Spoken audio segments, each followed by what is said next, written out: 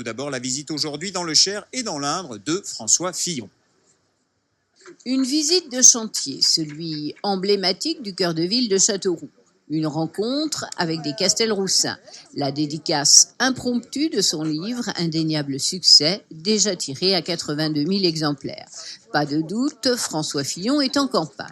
Officiellement pour soutenir Nicolas Forissier, ancien ministre et tête de liste départementale pour les régionales, mais pas que.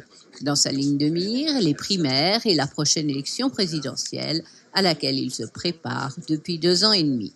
Le constat que je fais sur la soif de liberté exprimée par les Français, c'est un constat qui ne concerne pas que l'action du gouvernement actuel. C'est un constat qui concerne en fait les 30 dernières années qui ont été caractérisées par une volonté de protéger les Français, qui était justifiée pour une part, mais qui est allée trop loin.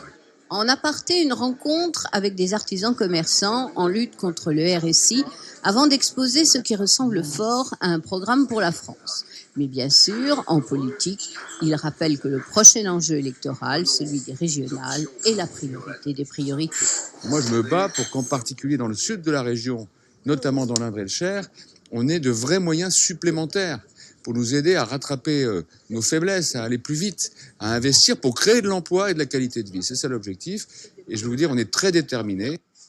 Direction Valençay, avant de finir son périple en région centre entamé hier par une séance de dédicace à Bourges, avec l'intime conviction que son message est entendu et compris par des Français prêts à retrousser leurs manches.